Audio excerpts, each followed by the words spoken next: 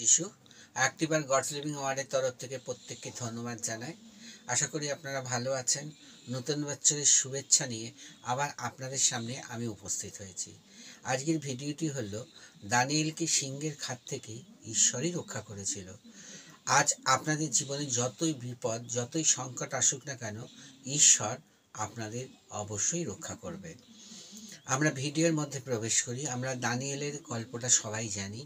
Danijel 6 অধ্যায় আমরা যদি পড়ি তাহলে আমরা বুঝতে পারবো দানিয়েলের ওপরে কিভাবে সেই লোকের কুনজর এসে পড়েছিল। যখন মন্ত্রীরা রাজাকে এসে বলল আপনার প্রতিমা তৈরি করুন, এবং রাজা সেখানে আদেশ হলো যে 30 দিনের মধ্যে সেই কেউ অন্য দেবতাকে তার কাছে প্রণাম করতে পারবে না, একমাত্র সেই রাজার মূর্তির কাছেই তাকে প্রণাম করতে হবে। কিন্তু দানিয়েল সমস্ত কথা অমান্য করেও সে কী করেছিল? ঈশ্বরের কাছে প্রার্থনা করেছিল।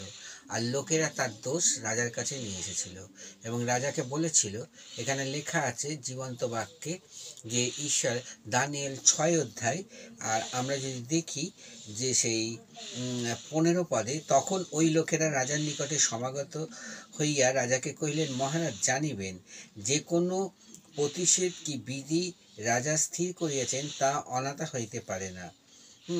তাই জন্য রাজাকে বলল, আপনি যে সিদ্ধান্ত নিয়েছেন সেই সিদ্ধান্ত কিন্তু অনাথা হইতে পারে না। তখন রাজা কি করলো? দানিয়েলকে আজ্ঞা দিল যে যাও, ওকে সিংহের খাতে ফেলে দাও। কিন্তু রাজার অনিচ্ছা সত্ত্বেও সেই রাজা যে আজ্ঞা দিয়েছিল সেই আজ্ঞা রাজা কিন্তু উল্লঙ্ঘন করতে পারেনি। তার জন্যই দানিয়েলকে সিংহের খাতে ফেলে দেওয়া হয়েছিল।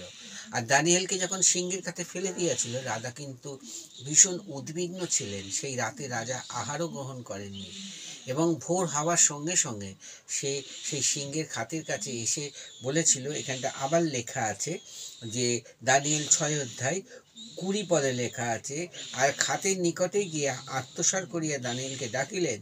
রাজা দানিয়েলকে বলিলেন, হে জীবন্ত ঈশ্বরের সেবক দানিয়েল, তুমি অবিরত যা সেবা করো তা করো, তোমার সেই ঈশ্বর কি সিংহের মুখ হইতে তোমাকে রক্ষা করিয়াছেন? তখন দানিয়েল রাজাকে কহিলেন, হে রাজন, চিরঞ্জীবী হন, আমার ঈশ্বর দূত পাঠাইয়া সিংহগণের মুখ বদ্ধ করিয়াছে, তাহারা আমার ওপর হিংসা করে নাই। অতএব রাজা যখন সেই সিংহের খাতের কাছে এলো, দানিয়েলকে জিজ্ঞাসা করলো, তুমি যে ঈশ্বরের সেবা করো সে কি তোমাকে সেই সিংহ থেকে উদ্ধার করেছে? তখন দানিয়েল রাজাকে প্রণাম জানিয়ে বলল, যে সিংহের খাতে আমাকে ফেলে দিয়েছিল সেই সিংহরা আমার ওপর কোনো হিংসা করেনি, ঈশ্বর তার দূত পাঠিয়ে আমাকে রক্ষা করেছে। তাহলে মনে রাখবেন, আমাদের জীবনে বহু লোক সেই সিংহের ন্যায় আমাদের গর্জন করে আসবে, আমাদের বিপদে ফেলে দিতে চাইবে। শয়তান প্রত্যেকটি মুহূর্তে আমাদের জীবনে সে বাজে কাজ করতে চাইবে, কিন্তু আমরা যদি সদাপ্রভুর কাছে প্রার্থনা করি তাহলে সদাপ্রভু আমাদের সমস্ত বিপদ থেকে রক্ষা করবে। আজকের এই বাক্য আমাদের বুঝিয়ে দিচ্ছে যে ঈশ্বরের কাছে যদি আমরা প্রার্থনা করি তাহলে আমাদের জীবনে যত বিপদ যত সংকটই আসুক না কেন কেন আমাদের ঈশ্বর উদ্ধার করবে। যেভাবে দানিয়েলকে সেদিনকে আপন দূত পাঠায়া ঈশ্বর সিংহর মুখকে বন্ধ করে দিয়েছিল, তেমনি শয়তান যত পরীক্ষায় আমাদের ওপর নিক না কেন, ঈশ্বর আপন দূত পাঠিয়ে আমাদের জীবনকে রক্ষা করবে। আমাদের সমস্যা হলে, আমরা বিপদ হলে আমরা যেন ঈশ্বরের কাছে প্রার্থনা করি, ঈশ্বর থেকে বিচ্ছিন্ন না হয়ে পড়ি, ঈশ্বরের সঙ্গে সংযুক্ত হই, ঈশ্বরকে জানাই যে আমার এই বিপদ তুমি আমাকে উদ্ধার করো। আর ঈশ্বর কি করবেন? আপন দূত পাঠায়া আমাদের রক্ষা করবেন, আর তিনি আমাদের সমস্ত বিপদ থেকে মুক্ত করবেন এবং আমাদের ভালো রাখবেন, আমাদের আশীর্বাদ দেবেন। কিন্তু ঈশ্বরের কাছে আমাদের প্রার্থনা করতে হবে, ঈশ্বরের সঙ্গে গমনাগমন করতে হবে, ঈশ্বরের কাছে প্রতিনিয়ত বসতে হবে। জীবনে কার না বিপদ আসেনি, কিন্তু কেউ কি বলতে পারবো আমরা বিপদ থেকে উদ্ধার পাইনি? কিন্তু উদ্ধার আমরা পেয়েছি। ঈশ্বর সবাইকে উদ্ধার করবেন, কিন্তু আমাদের মনে রাখতে হবে যে আমরা তখনই উদ্ধার পাবো, তখনই আমরা ঈশ্বরকে কাছে প্রার্থনা করব সমস্ত বিপদ থেকে। আজ যত বিপদই আপনাদের জীবনে আসুক না কেন, ঈশ্বর আপনাদের জীবনে অবশ্যই সেই কাজ করবে, আপন দূত পাঠিয়ে আপনাদেরকে উদ্ধার করবে। আমরা কোনোদিন ভয় না পাই, আমরা বিপদ আইলে আমরা কোনোদিন যেন সংকটে পড়লে আমরা যেন ভয় না পাই, আমরা মনে না করি যে ঈশ্বর আমাদের হাত ছেড়ে দিচ্ছেন না, ঈশ্বর আমাদের হাত ধরে থাকেন, বরঞ্চ আমরা ঈশ্বরের হাত ছেড়ে দিই।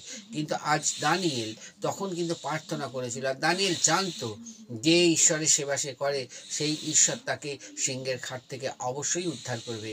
তাই আপনারাও সেইভাবে নিজেদেরকে তৈরি করুন যে শয়তান আপনাদের জীবনে যত বিপদ সংকট আসুক না কেন, ঈশ্বর আপনাদের জীবনকে সমস্ত বিপদ থেকে আপনাদের উদ্ধার করবে। আসুন আমরা প্রার্থনা করি। মঙ্গলময় ঈশ্বর, আর একটিবার তোমাকে ধন্যবাদ দিই এই সুন্দর সময়ের জন্য প্রভু। এই ভিডিওর মধ্যে দিয়ে তুমি আমাদের জানিয়ে দিয়েছো আমাদের জীবনে যা কিছু সংকট, যা কিছু বিপদ আসুক না কেন প্রভু, তুমি আমাদের সঙ্গে আছো। আমরা দানিয়েল গল্পটা পড়ি, তখন আমরা মনে মনে জোর পাই পিতা, কেননা দানিয়েলকে প্রভু সিংহের খাতে ফেলে দেওয়া হলেও সিংহ কিন্তু তাকে একটা আঁচড়ও কিছু করতে দেয়নি। কেন? তোমার আপন দুধ পাঠায় তুমি সিংহের মুখকে বন্ধ করে দিয়েছিলে। সেইভাবে শয়তানের মুখকে তুমি বন্ধ করতে পারো প্রভু। তাই আমরা তোমার কাছে বিনতি প্রার্থনা করি, আজকে আমাদের দেশে যত বিপদ আসুক না কেন, আমাদের জীবনে যত বিপদ আসুক না কেন, আমাদের আত্মীয় স্বজনের কাছে যত বিপদ আসুক না কেন, আমরা যদি তাদের জন্য প্রার্থনা করি, আর সেই প্রার্থনা কোনোদিন ব্যর্থ হবে না। আমাদের প্রার্থনার মধ্যে দিয়ে প্রভু তুমি অবশ্যই উত্তর দেবে। তুমি আপন দূত পাঠায় আমাদেরকে উদ্ধার করবে। তুমি আমাদের একমাত্র ঈশ্বর। আমরা সেই সত্যের কাছে দাঁড়িয়েছি। তুমি আমাদের দেশকে ভালো রাখো, আমাদেরকে ভালো রাখো, আমাদের প্রতিবেশীকে ভালো রাখো, আমাদের দেশকে তুমি বাঁচাও এবং শয়তানের হাত থেকে তুমি মুক্ত করো। শয়তান যেন কোনো রকমে আমাদের জীবনে কোনো আঘাত না আনতে পারে। আমরা সর্বদাই যেন প্রার্থনার মধ্যে দিয়ে ঈশ্বর তোমাকে ধরে রাখতে পারি, এমন আশীর্বাদ করো। এই প্রার্থনা যিশু নামে চাই, শ্রবণ ও গ্রাহ্য করো। আমেন। ভিডিওটা ভালো লাগলে আপনারা দয়া করে শেয়ার, সাবস্ক্রাইব ও লাইক করবেন।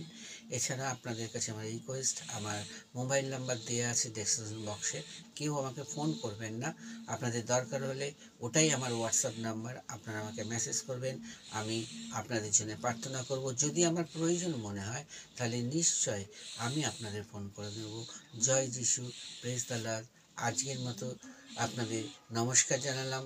আবার দেখা হবে পরের ভিডিওতে।